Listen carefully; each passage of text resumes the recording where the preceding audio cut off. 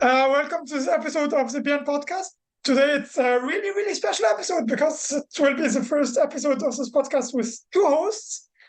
My new co-host for this podcast is Ana Leticia Ferro from Brazil and located in Brazil. And with a really interesting person today with a region of the world we didn't really introduce yet in our podcast, Martin Bruun Michaelsen from Denmark. So this episode we have an Egyptian from the UK, a Brazilian from Brazil, and a Danish guy. I guess you're in Denmark right now, right? Yes, that is correct. Great to have you both here today. And I want to give you, Martin, a chance to introduce yourself to our audience.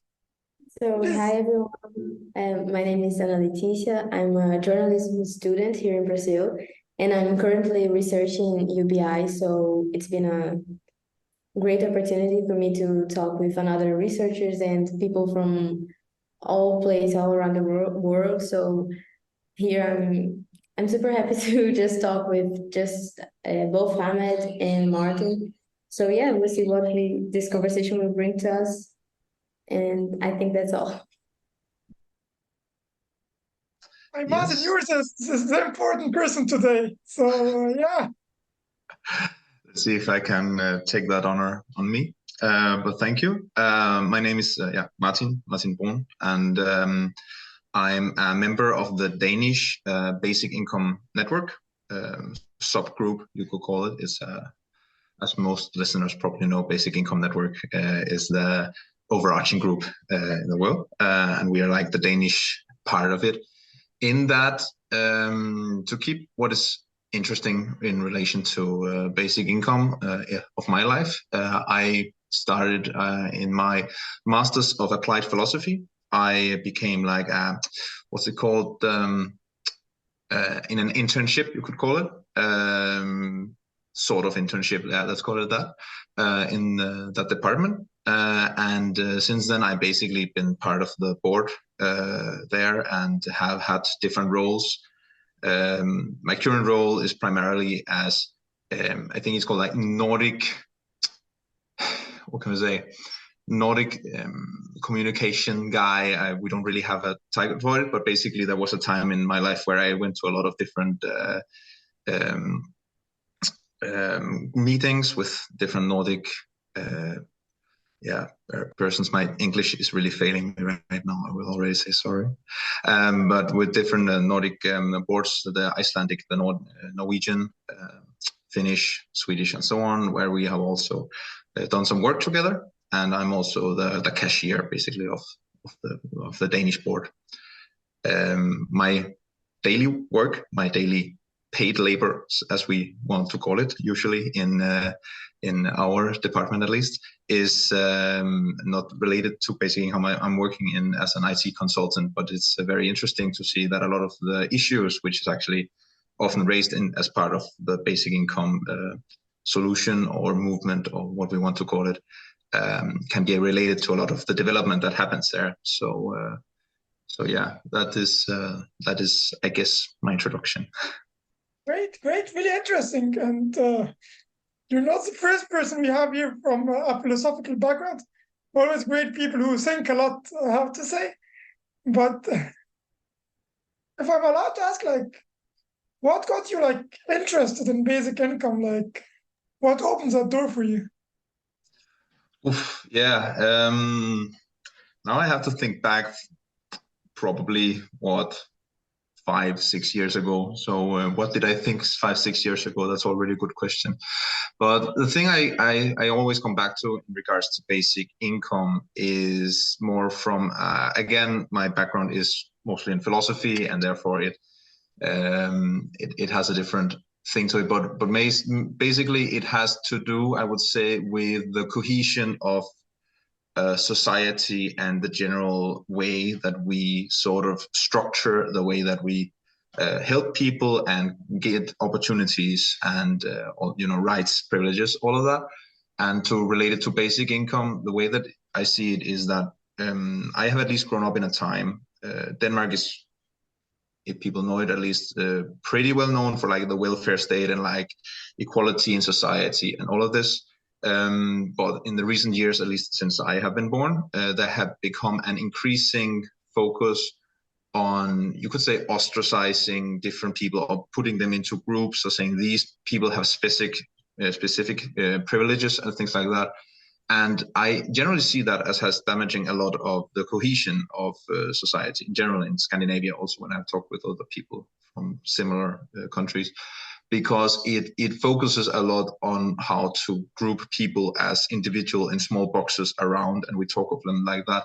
Whereas if you talk to people in regards to pension, to healthcare, to schooling, things like that, it's taken for granted that we are all human, and of course everybody has a right to this. And so since then, when I heard about this idea, my first thought was like, well, if it's a human right, and we see it as that when you talk to people, that is not like out there, that is not contested in the same that basic income is, that free schooling should be there for people, that healthcare should be for people, that we take care of the roads, police force, all of these basic like necessities to keep society running. I'm like, why is it not a right to be alive? Why is that so contested? Because that's basically what basic income stands for, that you get some amount to live for unconditionally, just like that you get a schooling unconditionally, you get healthcare unconditionally, and so on. I would say that is my primary reason for it. Yeah, I could talk a lot about a lot else, but I think I would bring the ball back to you. Interesting. So my question is, because what you said is really interesting, that people are trying like to create those boxes and to put, as you tell me also in Scandinavia, and to put people inside those boxes. But like, what is the reason for that? Like, why do people try to do that? Or is it the politicians, or is it society itself? Like, who does that and why? There is, of course, like when we talk about sociological issues, it is very difficult to come up with, you could say, hardcore theories like those we find in physics. So when we say that, oh, this is the reason for it, it should more be seen as like a hypothesis. But I would say that one of the more grounded hypotheses we have, simply because it's the thing that we find everywhere. It's also found in many other cultures around the world. So I don't believe this is a specific Scandinavian issue, but I think that in Scandinavia is at least the primary one we always see. And it is the, how to put it, like you have to do work to, you know, you have to be, it has to be possible for you to do work for society, so that you are like seen as a contributor, and then, you know, you can receive back from society the help that you need. There is a Danish saying, du skal yde før du kan nyde, which sounds super like very smart, but it's super difficult for me to translate actually, because it has a lot of connotations back from when the Social Democratic Party mainly started the whole idea of the welfare state at the end of the 1940s, 1950s, where all of that was starting to get into motion. But to put that like as an ethical way is that, you know, it is expected that everyone should contribute to society, and then it's also expected that society takes care of you. That is, that it is not like, and the idea is actually super good at its core, I believe, like philosophically, ethically, it's really a good thing, because what it says is basically, if you are born in a way that you cannot contribute a lot, then that means that you contribute with what you have, and then you get the help that you need to survive. So that means that it's not like a zero-sum game that we're playing. It's that, you know, people are born under different circumstances, and as long as people are contributing to society and trying the best that they can, then they should receive from society.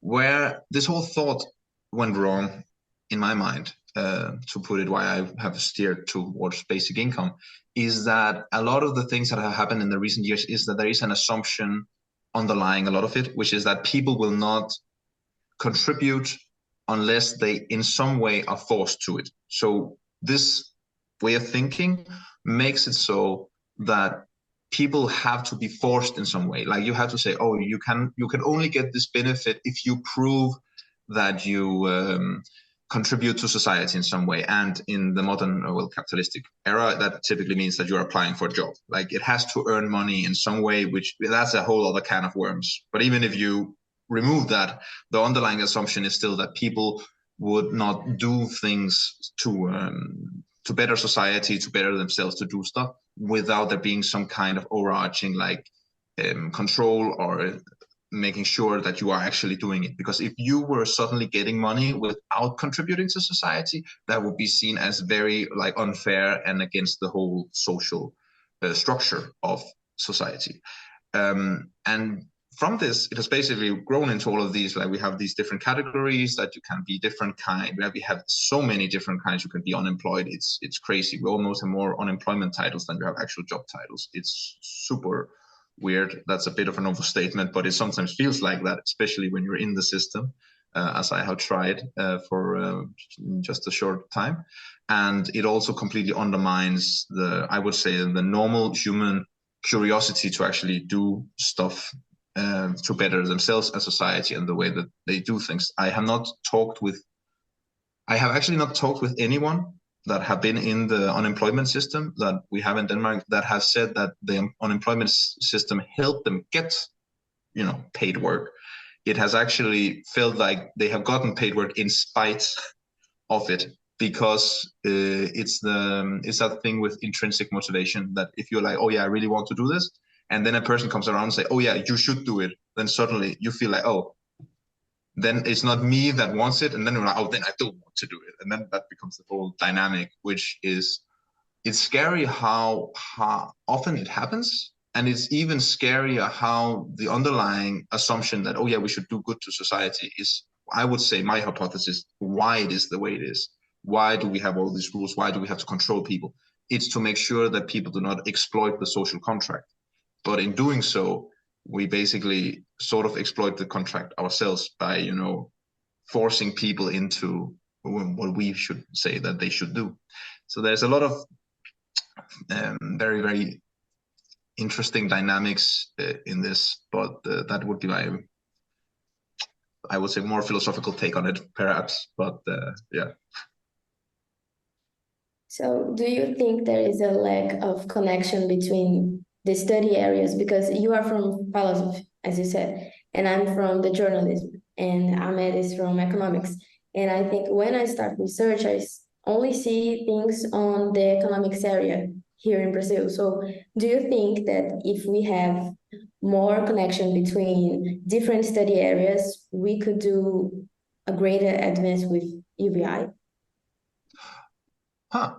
To some degree, I sort of agree, because the thing is that it happens in every aspect of life, right? You are going to Facebook, WhatsApp, what have you now, TikTok, whatever, and you get force-feeded almost the same stuff that you see.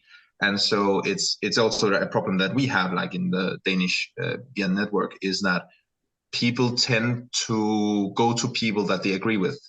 One of the things that I don't like, the different areas, like subject-wise, like journalism, economics, all of that. I actually think there is a pretty, at least to my understanding of it, a pretty wide amount of people that work in different fields and something from what I see. However, it's obvious when I go around and when I talk to people and things like that, that the people that engage in UBI are firstly people that can actually acknowledge the problems that we have sometimes created in society, where some of our systems are simply not working as they should. So they have acknowledged it, which typically means that they're on the bottom of it. Or that they have studied something where they have had the opportunity to look for it. Right now I'm working in IT, and the problem is actually not that it's IT specifically. The problem is more that all the people I have talked to, which have taken, you could say, jobs that lead to immediate employment, let's call it that. Right now, as I said, I work in IT. There's a lot of people I know that I work that are also programmers, by the way, in IT. They don't think about these things because they are following the path of society, you could say. They're following how things should be. And in that way, there is a very large conservative force in society that doesn't engage with all of these new ideas. And in a way, I also think that we are maybe a bit, as humans in general, but also like as activists for basic income, a bit scared to engage these people. In my family, we don't have a problem talking about political subjects. So I have presented it there, and over time, my parents have actually become pro basic income in some form. Of course, they are more, you could say, right wing than I am, and that's how it is. But we can find some ground to agree on. But in a lot of families, people will not raise this simply because that you are afraid of, ostracizing yourself from the people you talk to, and therefore it becomes these small echo chambers where we talk to each other. In a way, this whole podcast also exemplifies the same problem, that the listeners are probably people that already in some way or form support basic income. And it's not about this podcast at all. It's a general phenomenon that relates to all new movements. And I have not worked professionally in this regard. I am not good to do this. So, but it's an issue we really, really want to see, like, how do we engage these different people? And of course, what we do in our department is that we go to different events, and suddenly we meet different people that are at that event for some other reason. Like, the good thing about basic income, you can attach it to almost anything, right? That has to do with society in some regard, and therefore it's an entry ticket to try to get into as many places as we possibly can. But it is an uphill battle, especially when 80%, that is the typical, you say 80% have it pretty well and 20% feel the pain. As long as that is the issue, then it's difficult to engage the 80% to see there is actually a problem. You just don't see it in your everyday life. That would be my main takeaway.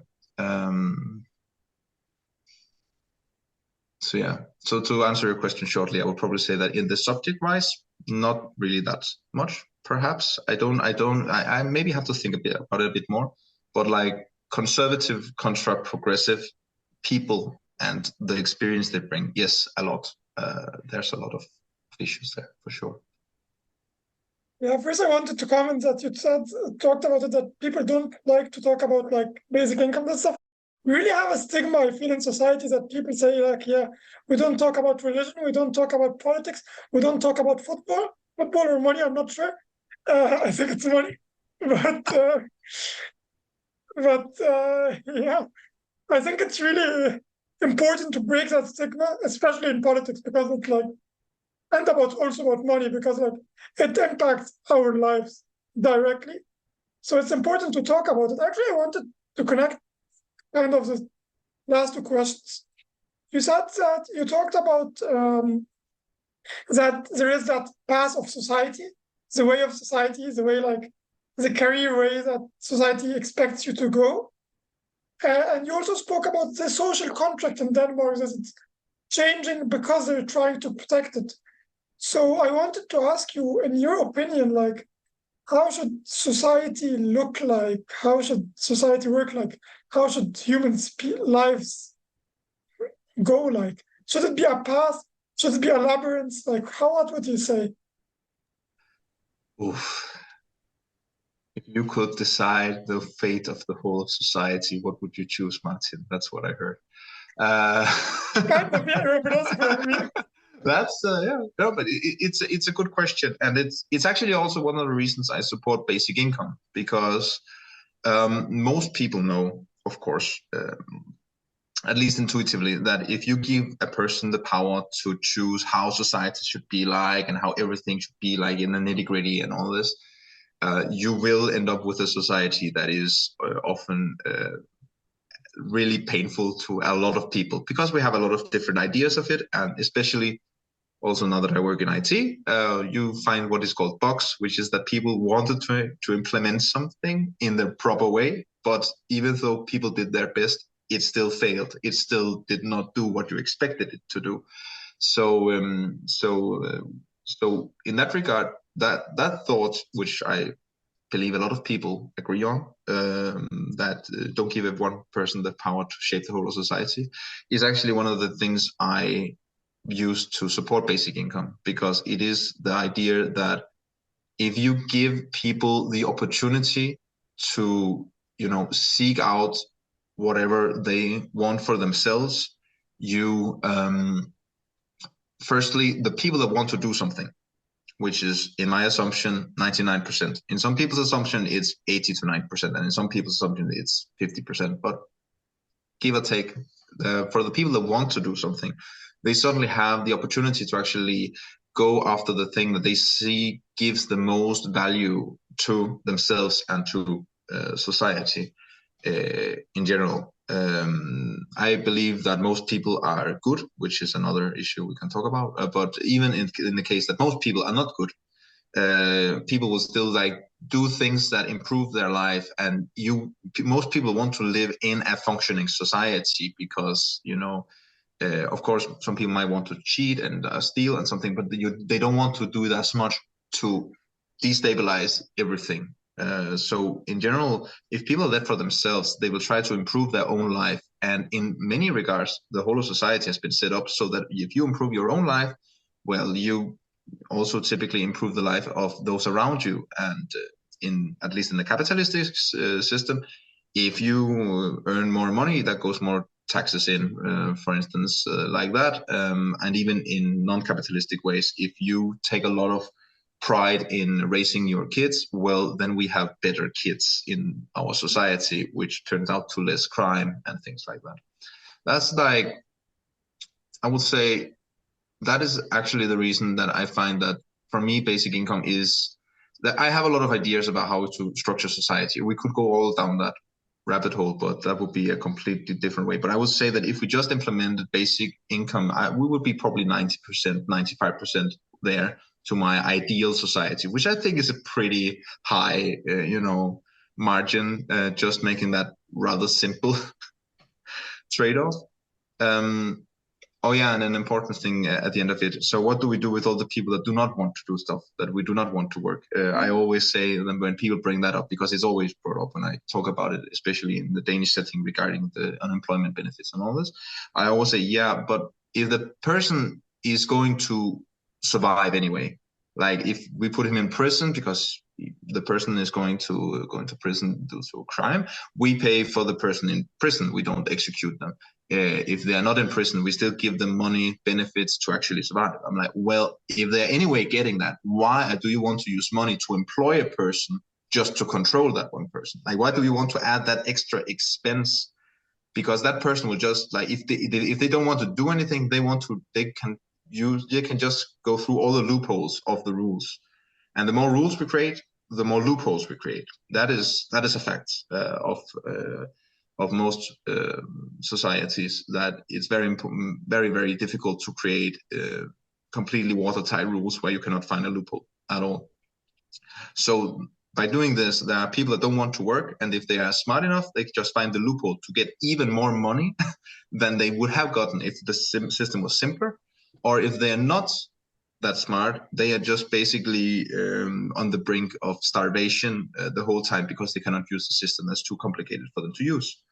So for me, all of these things point towards that. For me, just get basic income, and then we take it from there. Then we will receive a lot of other problems. But like, that's in my regard, it's the same. Yeah, we went from and a society where most people were starving and things like that, and then we got the welfare state, and now people have problems with the psychological issues. And I'm like, yeah, okay, but at least we're not starving. And the same would happen when we got basic income. We would create a new society. We would have a whole new other set of problems, but at least people would have the ability to say, no, I don't want to do that. They would at least have some opportunity to regain control in their life.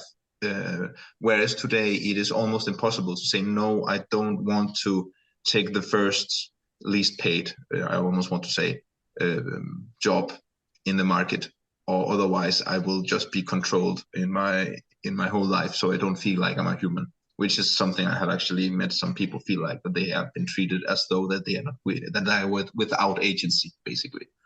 Which is, if you've ever been in such a situation, it's it's not a fun situation to feel like not a human. It can really damage you a lot, which is also one of my more personal reasons, I would say, to support basic income, because it is a very freeing without all the control, which we, at least in Scandinavia, have a lot of, and I also know that a lot of other countries have the same problem with their benefit systems, that they feel more like control mechanisms for the sake of control. Can imagine that. Imagine that Anna has a question now.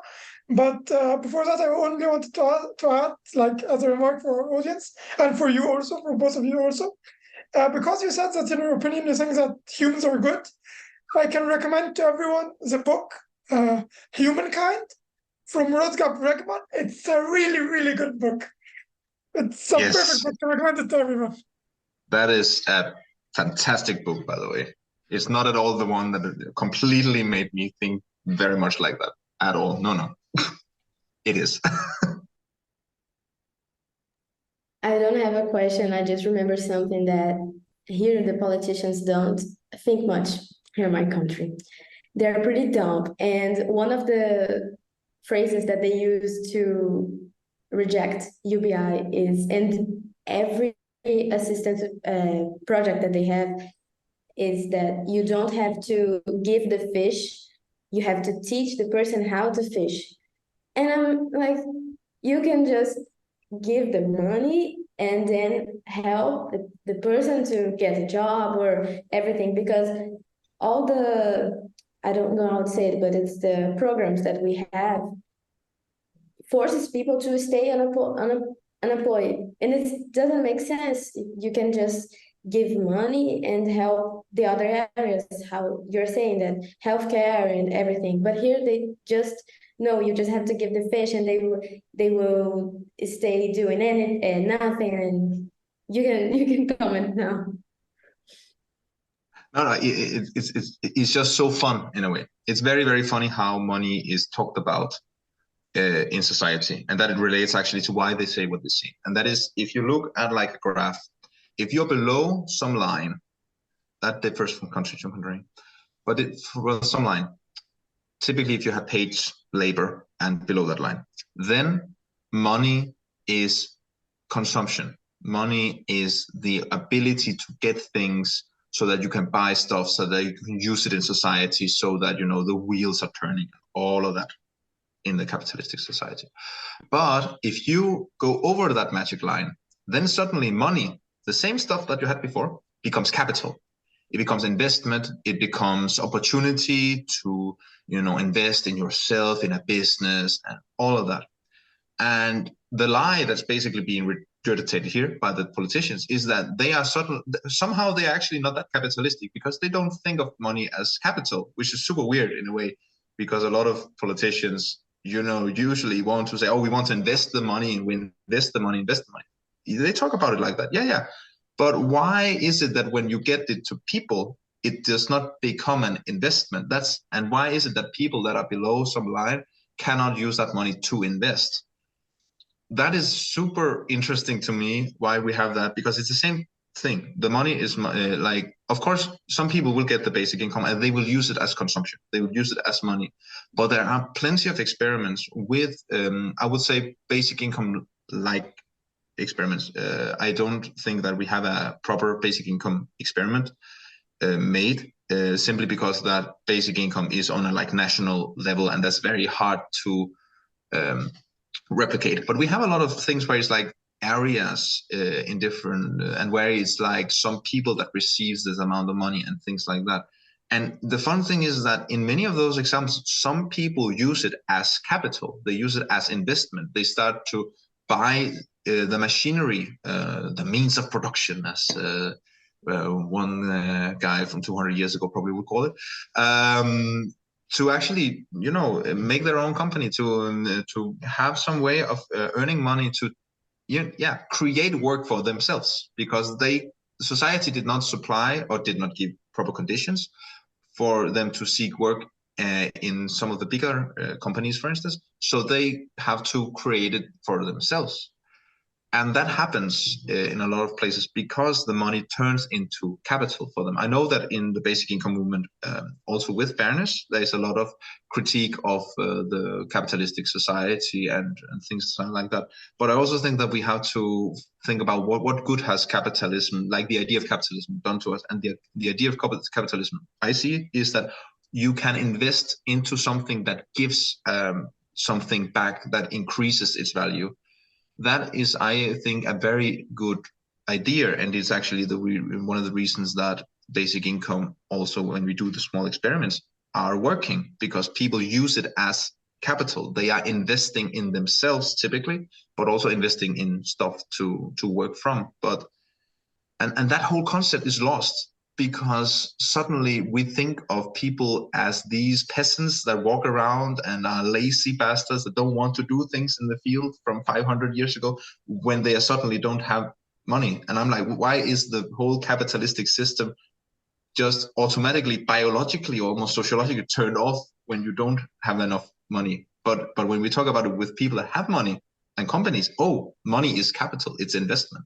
That whole distinction is so weird to me, and I think that if you put it like that to some politicians, like they would actually have a difficulty like explaining the difference. But we are not aware of this because it's so ingrained in the way that we think, at least where I'm from, but also with a lot of people I talk to, that there is this funny distinction between people that don't have a lot and people that have a lot. And it has all to do with how we view the money that they get. If we give money to big companies, oh, we bail them out to make sure that they can continue, but the growth will be worth it in the future. But if we bail out, you could say that the people that don't have enough money, well, suddenly it's just a free cake, and oh, there is no free lunch or whatever it's called, and oh, you have to get it from the working class. Like, there are some things where the logic is flawed on a fundamental level, because we do not, and that goes back to my social cohesion theory, which is we put people in different categories and we treat them differently and we see them as different actors, where I'm like, well, but we are all human, right? Like, come on, we cannot be that different. Like we are all basically the same race, and the Neanderthals, they died out many years ago, and that they were also sort of human, right? Even them. So we have to be pretty similar on a level. Well, the Neanderthals weren't as social as us, but let's focus on that point you guys mentioned, because like from economic perspective, it actually would be wise to give the money to the people who are poor, because they're more likely to spend the money. And when the money is spent, that stimulates the economy. So from an economic perspective, it's wise. And so I can ask my favorite question, like, why? You said that people trust the rich, people trust the big companies, but they don't trust the individual. And I'd say that that applies for society as well as for politics. What is the reason for that?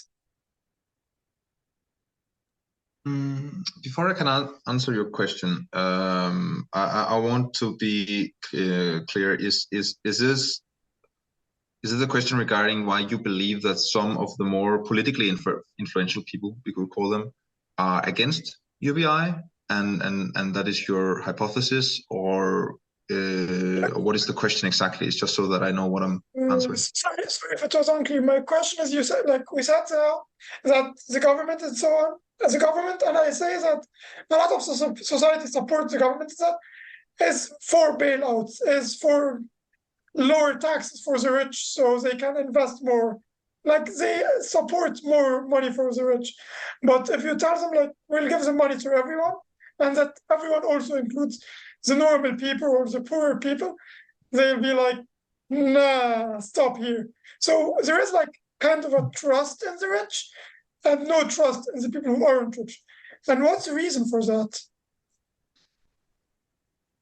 Okay, I think I get the question now. On some level, I understand it. That is at least one of the things I try to do as much as I can, is to try to understand my opponent's view. Because the thing is, if you have a selection of people, you have 100 people, let's say that, And you know that 5 of them are pretty savvy businessmen. They have created jobs, they have created big companies, they have done stuff to, improve the living standard in general on all of society. That is at least your assumption, right? You would think that, okay, if these companies did not exist, we would not have as much money, and therefore we would not have as well a society. If that is your assumption, and you're thinking, okay, should I give like money equally to all of them, which would not be an amount enough for those 5 people to actually make a big enough investment to matter? Or should I just pool them all together and be like, okay, let's focus on these core areas, and that's where we want the money to be at? Like, that's also another thing that I think is incorrectly being framed, is that when they get lower taxes, you're actually saying, well, we give money to the rich, because society is when you make a change, you have to compare to what was before.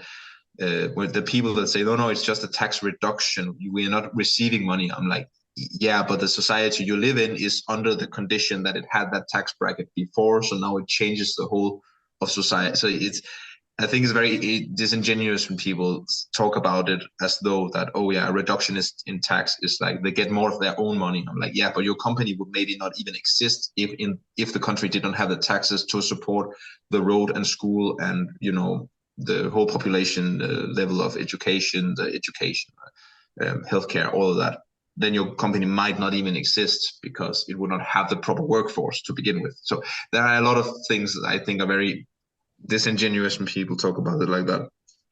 But I do understand the basic assumption that you have some people that seem to be that they know how to handle money and they know how to use them to generate more wealth and welfare in general in society. And so you're thinking, oh, that would probably be the best way to allocate our money.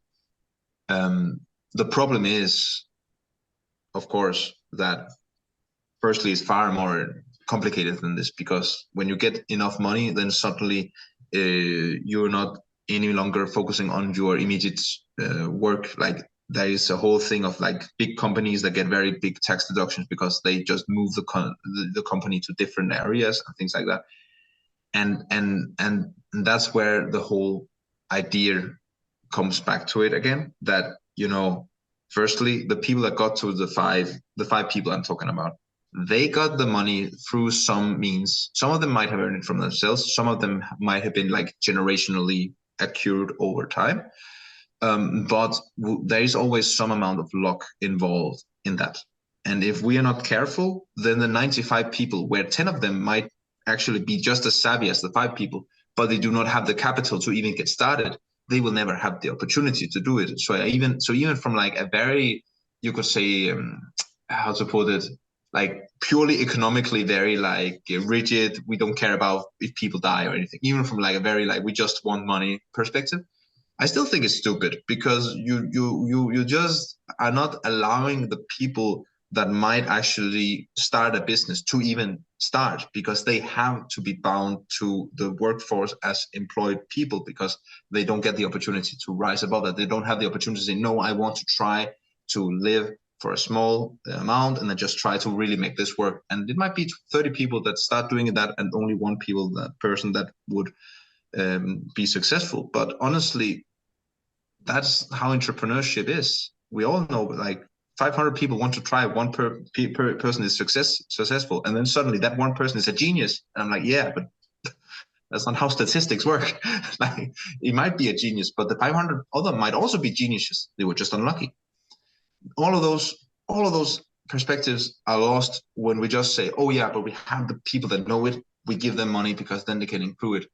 We all of those like complexities are lost, which I think is incredibly sad, honestly. And I'm trying to make my point as coherently as possible, but it's because it is very, very complicated and complex issue.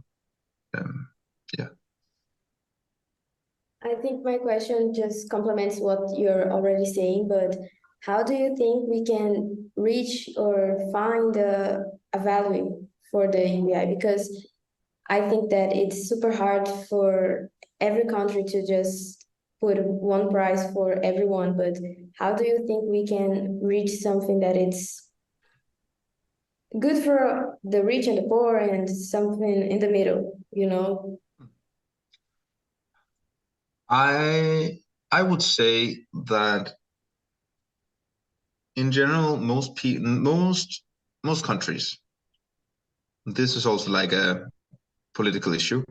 And so for me, the answer is that firstly, we should not aim for a value. We should aim for a range of value. That is what would be, so I would say what is the minimum and what is the maximum, right? That would be the thing, because political systems don't work that you just get a number and then everybody agrees. No, you get a minimum and some people get a bit above minimum and some people want a maximum and someone way above maximum and someone way below minimum, all of that.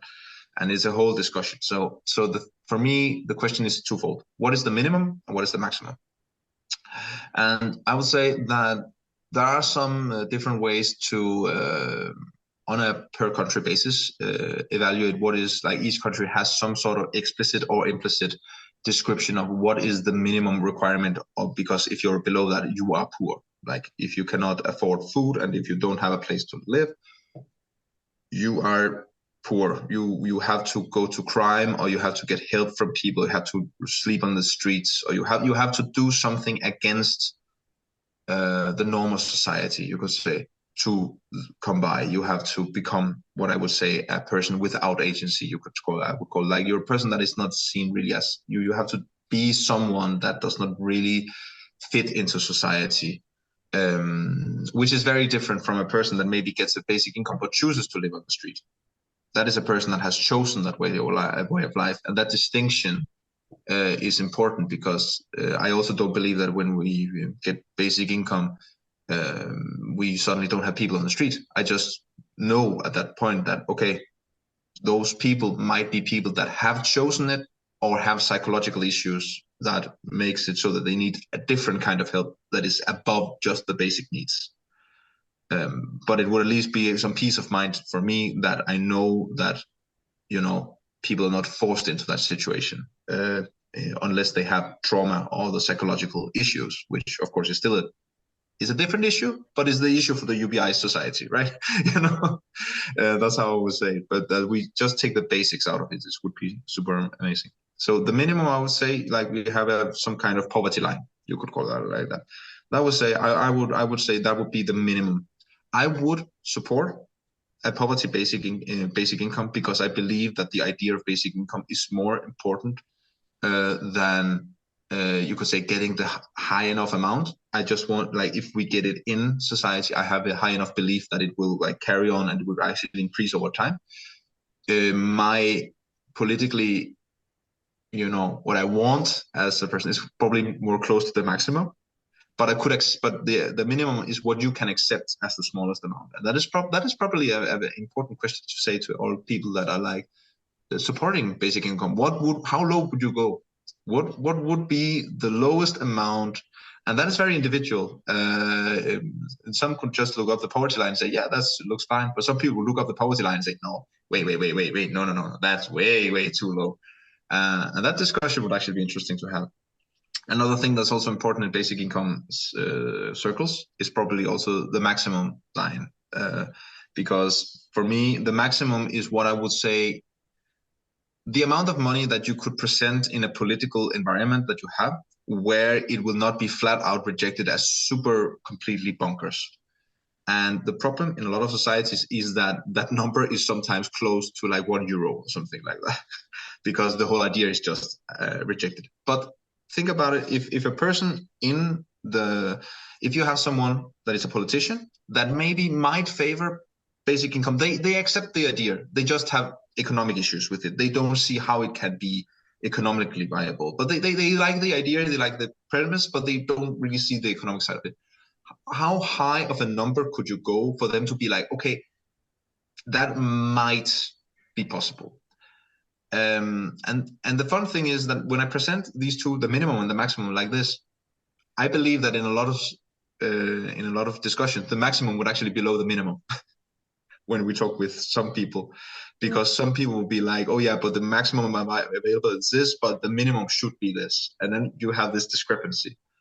So that's sort of that's the work I believe that we should do as people that want basic income, is to create an environment where we can talk about it, where politicians and the general public like that maximum amount has to increase as much. Like they have to accept that they have to sort of see the idea that that number can be as high as possible, and that's what we should do towards society in general, and try to influence so that number seems more and more doable. But personally, as activists for basic income, for it to also be viable for us to support it when it finally comes, we have to also figure out what is our actual minimum, like what would we go down to accept.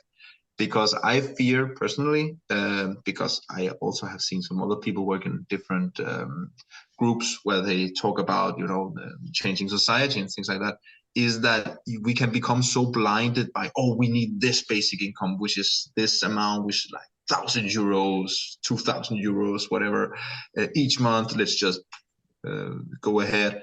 That suddenly we don't ask out the personal question, but wouldn't like a 500 euro, would that be okay in the economy we have right now to implement? Would it actually solve the major issues we have with the current society if we just start there?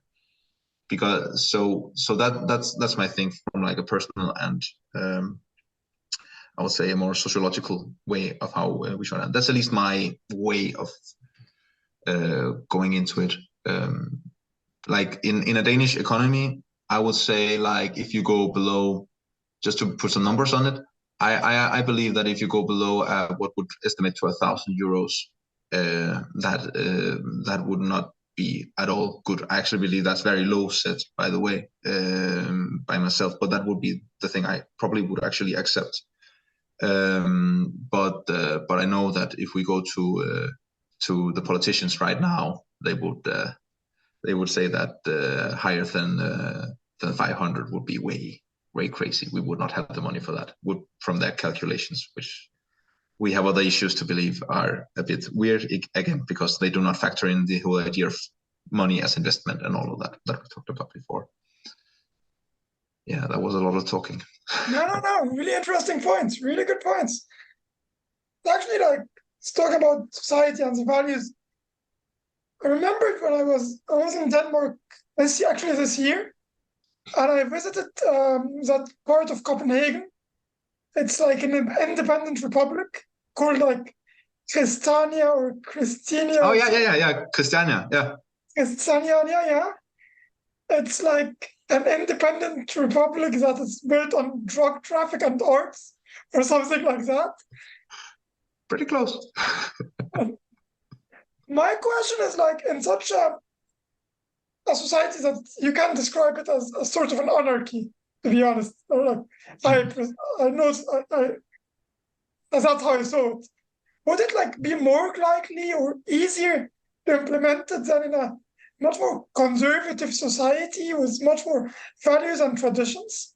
And couldn't you such a society is like, it would be a bad example, but like just use the drug money, give it to everyone, and so everyone can divorce? Yeah. I'm not for drug traffic. Don't get me wrong. I'm for drug traffic. That would be an amazing line, right? Like, oh yeah, the first UPI funded by drug money. Let's go. That would be amazing. No. God, that would be bad. But I can see where you're coming from, because I agree. Like I used to tell this joke, and I actually sometimes still say it, that the Scandinavian countries are those that would have I would see as those that have the highest amount of already like money in the system and tax money and all this, like taxation in general. They have it so high that we are probably the ones that could implement UBI the easiest, in a way. Like, for us, it would actually not be that difficult, honestly, because we have a lot of systems in place already where it would just be a rerouting, basically, of the same money to some degree. And people would actually not be that from one point to another point would not be that affected by it immediately. Over time, they would, I would assume. That is my assumption. That is what I believe in. But immediately, it should be relatively easy. However, as you said, there are a lot of reasons that the structures are the way they are, and a lot of things are the way they are in society. The cohesion is very specific, so I also think that Denmark would probably not be the first place to make a UBI. I have not thought of Christiania, which is interesting. I do not believe UBI will start in Christiania, but that's simply under the assumption that I don't think that they work that much with money in general, or their way of handling money is very, very different from what would be, because the basic income, it supposes some kind of, authority distributing the money. And I would not believe that Christiania would trust in such an authority, at least not the people that live in Christiania. That would be very like the whole political way of getting that would be very, very interesting. But other countries, I honestly believe that some countries where UBI will be tried will be not one of the developed nations, because there is this whole thing that the more you have to lose mentality. So I think that it will be some of the nations that are like, okay, we are more or less in deep shit. We need to try something. And it's the same thing with Denmark and the welfare state and all that. When did it happen? Right after the Second World War. Of course, because everything was just bombed away, like everything was just like crazy, and we had been occupied for all of those years and things like that. We were not bombed that much in Denmark in general, but we were occupied for a lot of years, and we had to like restart the whole of society and start everything up again. And it's under those circumstances that new ideas have the best ability to grow. So in a way, I sadly have to say, I think we in general have it too good in a lot of societies for us to try basic income, even though that when I say too good, it's very important to have in mind the thing I said about the 80-20 distribution, that is the majority that have it too good, not everyone, so to speak. So we were mostly talking about the politicians and all about these political issues, but as the level of the society, do you think we have to do a big job to engage people? You were talking about that in the beginning of the interview, so just go with the details of what do you think we can do in the society level.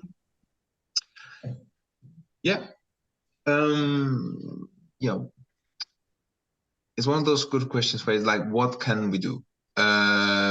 I think what we can do, and what we also, I hope, do, is that simply by being honest. There was a very nice thing. It was at a conference in Finland, I believe, 3 years ago or something like that.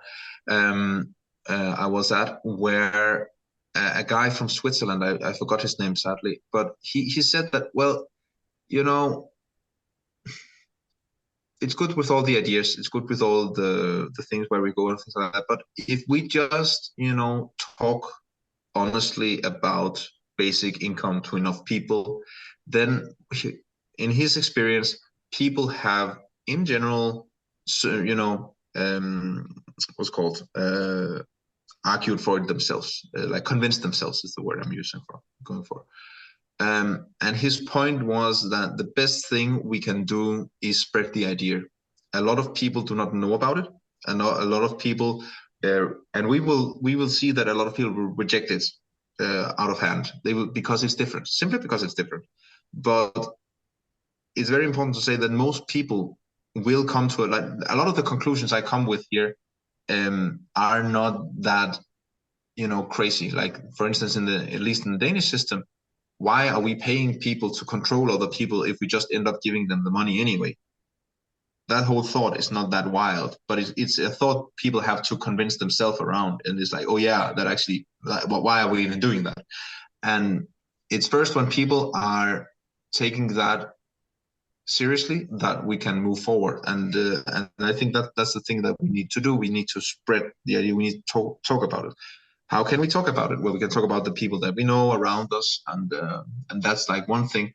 Another thing, we, at least in my part of the Danish part of Bien, that we try to do is to go to different, not really conferences, but like meetings for different parties and politically active persons, and simply just talk about it to them. Like, just go up, present it. Sometimes people are against it, sometimes people are for it, but in general, just, even doing a thing like going to a rally or something like that, where, and then, people are talking, and then suddenly people are talking about politics and how the politicians don't know shit and all that. Well, then that's a perfect opportunity to be like, yeah, we could do it better, and then just, try to figure out a way to talk about it. And that's the thing I'm trying to do as best as I can, which is difficult, by the way. That's why I'm trying. Is that it's easy to convince people that are already very liberal or very socialistic, is because they are already like politically engaged in their mind and in their life. It's more difficult to have like the conservative person, the person that wakes up, go to work, and just wants a simple life. That person is easy to get to vote for it when they understand it. But the problem is that they don't even know about the idea. So we have to find the places where they are, and we have to find a way to communicate so that it is interesting for them to talk about. And that typically means that we tell less about it than what we want to, because I guess you also know a lot about it and research it a lot and so know about all of these things. But sometimes it's just the simple, small things, like, where people are angry at the politicians, and then you're just like, yeah, that's why I support basic income, because then I could just say, fuck them. And then suddenly people are like, that thing I could imagine would just, 2-3 people might be like, yeah, okay, that was actually funny. And then they might actually think about it. Those small things, I think, move a lot for us as individuals. And that's what I'm focused on, because I don't have the time personally to engage as much as I did in larger scale, things where we engage with politicians, which is important, by the way. So my perspective is also limited to my own experience of what is available for me in the life I live right now, so to speak. Actually, really important perspective. And when you talked about it, that like people need like start thinking about it, so they accept the idea. And that would like, and you spoke about agency, and not only you, a lot of my previous guests on the episode talked about agency and the importance of agency and giving people the freedom.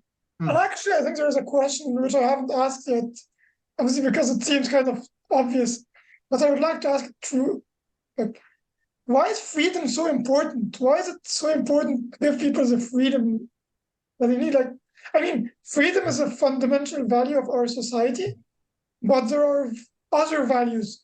So why do we always focus on freedom as the primary value? It's in a way, if we look back to the whole French Revolution kind of thinking with what is it, of fraternité, égalité, at least, but freedom and equality and brotherhood. Brotherhood is also important, by the way, which is also an interesting thing. But if we look at the perspective of freedom, it's, as I said, I believe that people want to do things to better themselves, and people like it when they do things that they can be proud of, and that people are proud of what they do. Pride is often like, sometimes we present it badly, as you don't be too prideful of something, and that's in a way also true, at least in the Danish society, is really like, oh, don't be too prideful, that like stay down. But on the other hand, there's this thing like, when you're proud of something, it is because that you have contributed something of your own volition to better the world in some way. You're proud of it because you think this has made the world better, at least for me and the ones I know, like, at least, but often also in some smaller or larger regard, also for society in general, actually. Is very, very, you can't be proud of course, unethical things, so to speak, and that's why it's a bit of a thing. But there is this whole thing of freedom that people that contribute and do something want it to be their own. Like it's the same thing. Like if you get something and you build it yourself, then you feel like you have done something, you have built it. That's super cool in a way. But if it was already built in the beginning, then you don't it's just there. You might be proud of the fact that you have enough money to buy it, which is another thing. Again, why do you have that much money? Because you earned it. Like you have done something. The whole idea of agency is, like, to put it in a different way, if we don't have freedom, if people did not do things, if they were just robots, then nothing would be like you would just be in the world. There would be no reason for you to be in the world. And the idea of freedom is that you get the opportunity to shape your own life so that it makes sense for you. And I see that as I don't have anything to back it up, because it's basically a very hotly contested philosophical issue that if we have free will or not, which is a whole other thing. But I believe that when it all comes down to it, people want the ability to choose for themselves. And I see it again and again with people I know that have either been in the system and have lost that ability to believe in themselves that they can do something, or people that have like used the system in such a way that they believe that they have really done a lot of things and are bettering society. I can see how big a difference it makes when people do the exact same thing, but in one case people were like, yes, that is something I made.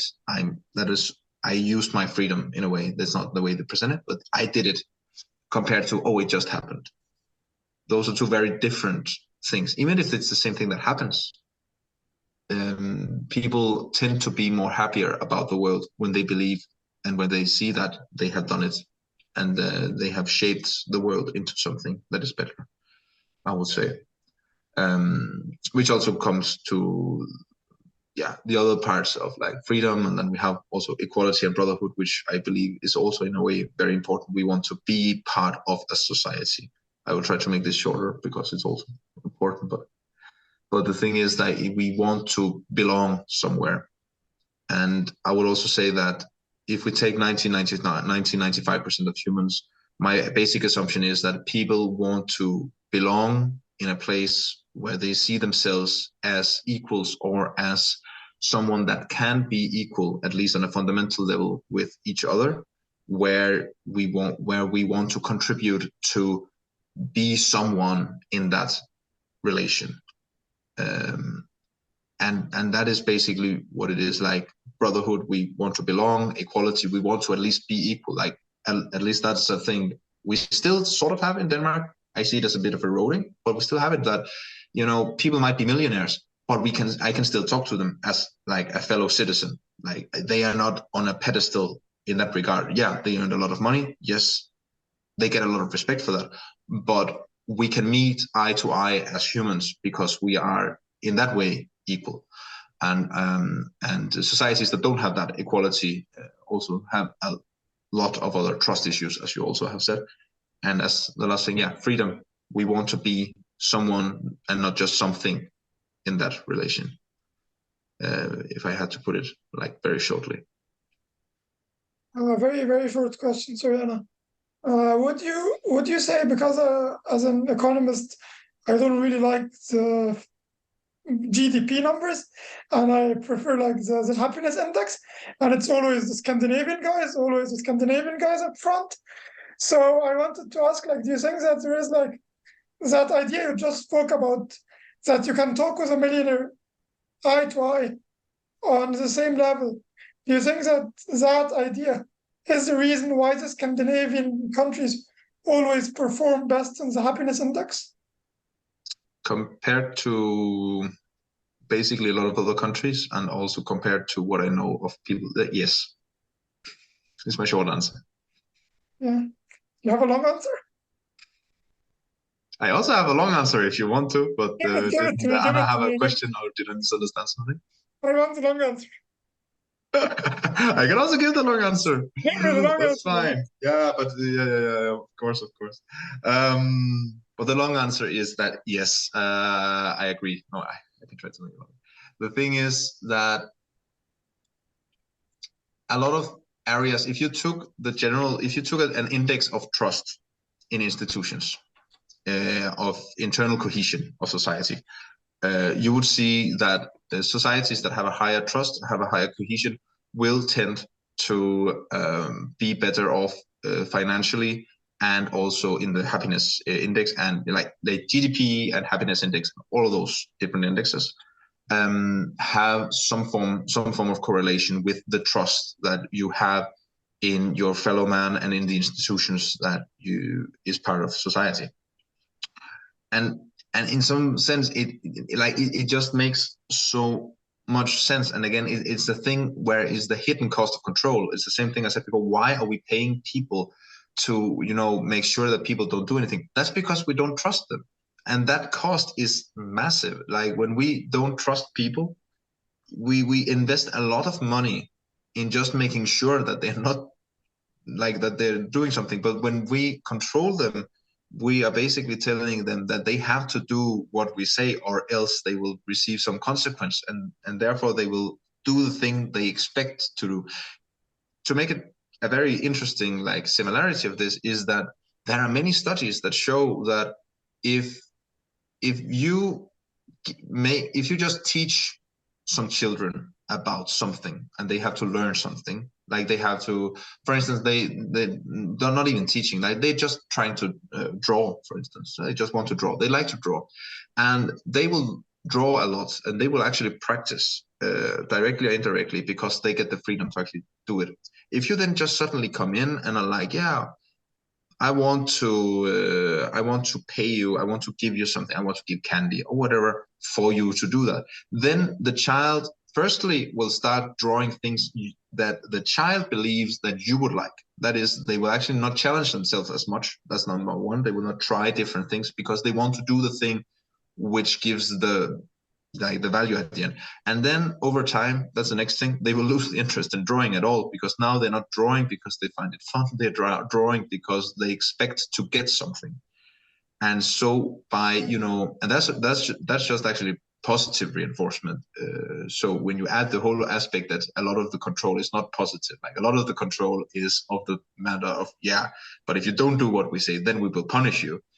That just exemplifies the whole problem. Then people are not interested in actually getting out of the situation.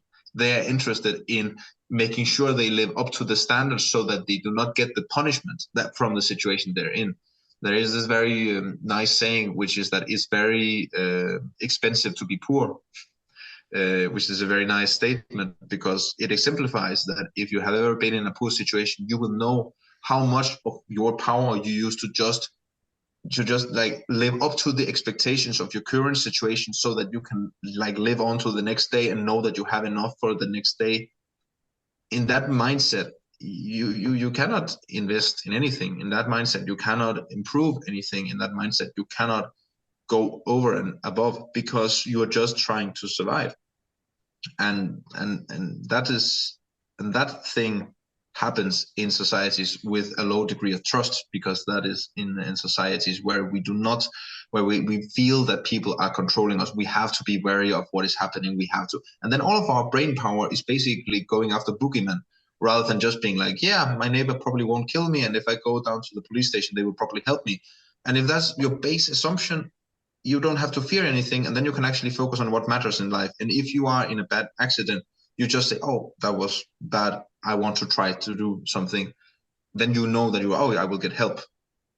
Things like that. People that think like that tend to also use the time more wisely. But of course, if you live in a society where you don't believe you can think like that without sounding like a fool in a way, right? You will not think like that.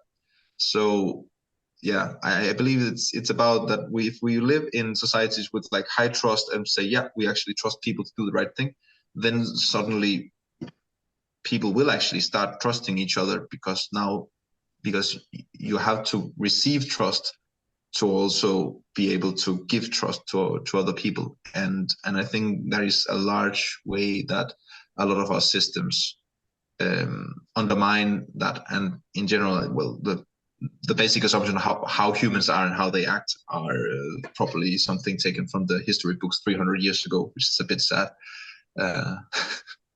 That's actually really interesting.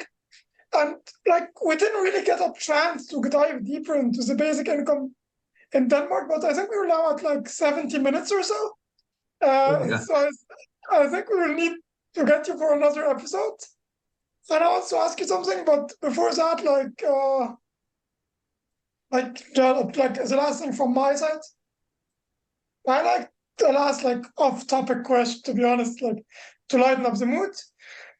And I don't know about you, but most of the Scandinavians that I know are really interested into music and into the Eurovision Song Contest. Yeah. So I wanted to ask you, in your opinion, who's the greatest Eurovision Song Contest winner? Ooh. Firstly, There is only one right answer. I just have to say. I'm firstly very sad that you pick me for that, because I know some people that are way more into it.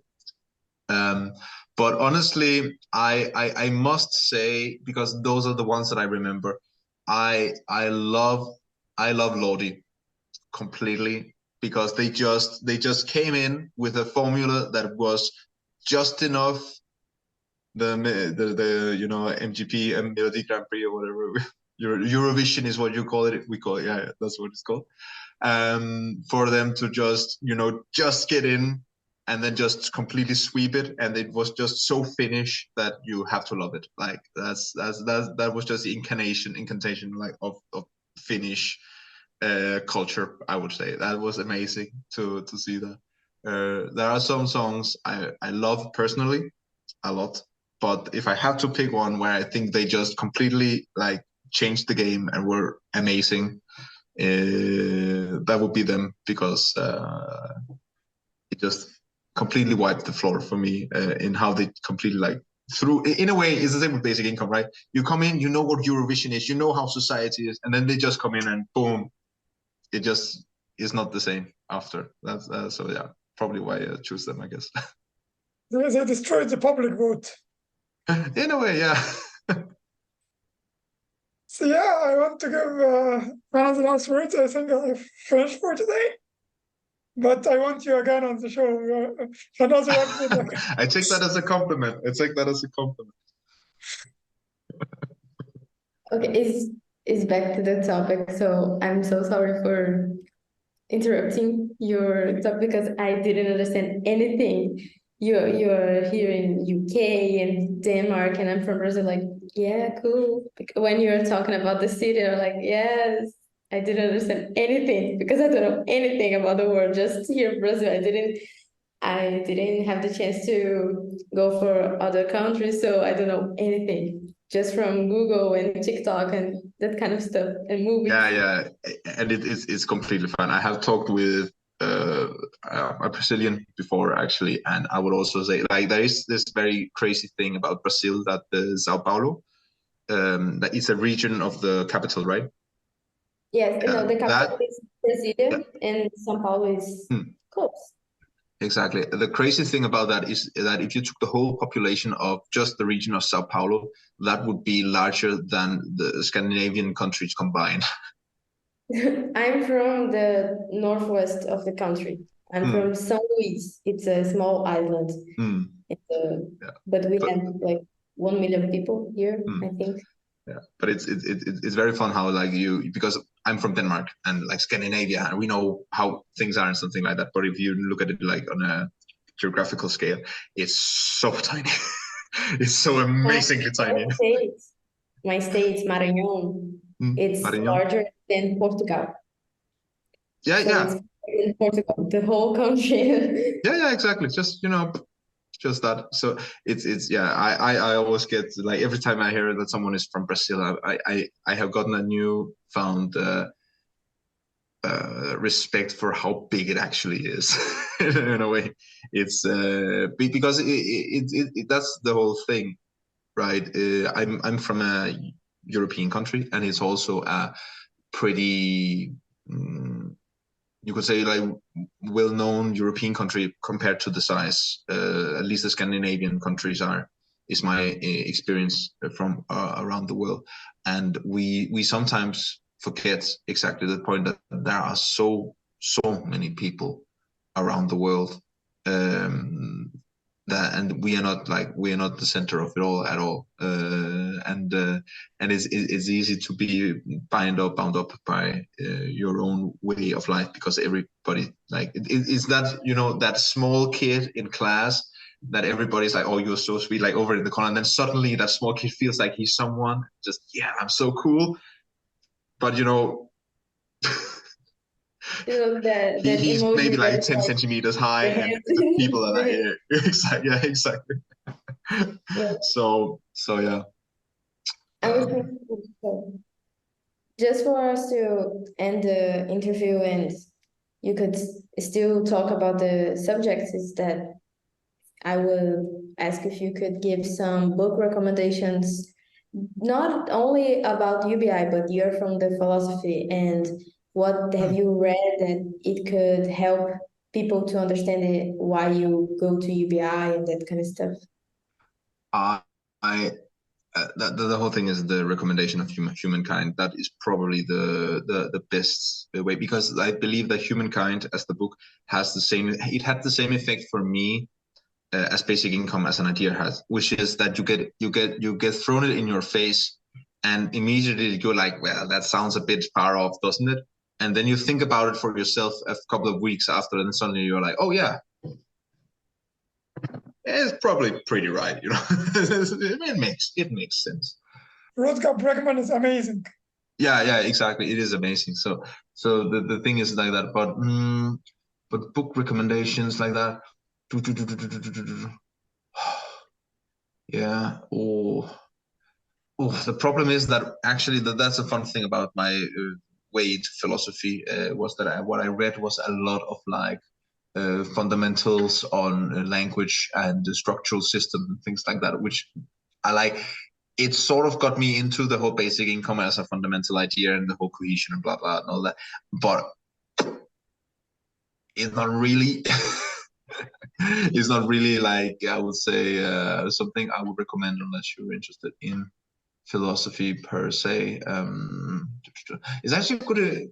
I would probably go through my library. If I'm on this again, then I would probably go through my library and then see if there are some recommendations on there, because right off the top of my head, when I think about philosophy books, some of them are like very indirectly related to Basic Income, but that's actually a good question. Because what is your interest? As you said, the question was specifically oriented towards just what I found interesting or what? Anything you recommend to our audience? There are some goods that are pretty good, but they're in Danish. Oh yeah. That's actually a good book, by the way, if you're interested in this kind of stuff, is the Homo Sapiens, which is also, it's a very interesting book because it goes through the history of humanity in the last 10,000 years. And then it also has Homo Deus, which is like looking more into the future. It still has that view of humanity as, you know, not good people. So I believe that you should read Humankind first and then read the other one afterwards, because then you actually are, you look at the book in a different way, but it really also structures how society changes over time in a very easy way to go through. I can just see 2 seconds. I see if I can find it, because Sapiens: A Brief History of Humankind by Yuval Noah Harari. This is the one, and then it has two other books with it, which are pretty nice to be like, yeah, we can actually change a lot as humans in a very short amount of time. Like honestly, we as humans, we have had civilization for the last 10,000 years. The dinosaurs were around for how many million years? We don't understand the scale of what we're doing, and we don't understand the scale of how quickly we can make changes. Is my take on it. Amazing book recommendations. I've never read, but I know Sapiens. I have in my house. Yeah, it is really is really nice. It has a very nice provocative statement, which I agree with, which is that we did not domesticate. Now how does it say it? Like, we did not grow wheat for our sake. Wheat domesticated us. Like, his whole assumption is that, that because his assumption is that when we made civilization and we created areas, that's where we grew a lot of food, and with the food came a lot of people, and with a lot of people there came the necessity to be in that spot and grow food, and we could no longer go back to being nomads, which we were actually healthier as nomads, and it was easier to go around. And there are very few, if actually no, wars from nomadic societies, because why would people go to war if you could just lead? Makes sense, right? But if you have something to lose, like your crops, your land, your house, then you have to stand and fight. So his assumption is also that the wars were invented with civilization against human nature, which is also very interesting when you have read Humankind. It makes sense. I mean, if you look at most of the wars that happen, especially now, it's always about the land, it's about the resources. Yeah, exactly. Land and resources, because only some people can have it, because we don't have another planet we can, like, if people could just be nomads and go to the Mars where there would be just as much oil on the other side, if we just could do that, then people would not, like, there would not be that many wars. If you could just jump on a spaceship and just go to another planet, then you would just be like, oh yeah, I'm persecuted on this planet, let's go to another. Like that, at least that would be what, like, if people persecuted me and I could just jump on a spaceship and go to another planet, I would be like, yeah, okay, that's fine. I know some people would properly stand and whatever, that's fine, and that's the whole national feeling that we have fostered for that 200 years. But come on, it took 200 years for us to feel national feeling for our country, right? Before we get into the discussion of whether nationalities and nations are a good idea or not, and I believe they're not a good idea, before we enter that, I think it might be smarter and wiser to leave that for our next discussion. Thank you very much, Martin. Yeah, thanks a lot. I felt very welcome. I would probably say I felt very welcome, and I'm very happy to be on it. And if you want me to also come on another time, I'm pretty certain I can probably make the time. Maybe, like, I just have to move some things around, but you know. be sure that you'll hear from us again. I'm very happy for that. Thanks, Anna, for having you here for your first episode. The first, but certainly not the last time. We'll see you a lot, I hope, in the next episodes. And let's say bye-bye. Bye. Thank you. Thank you. Thank you so much.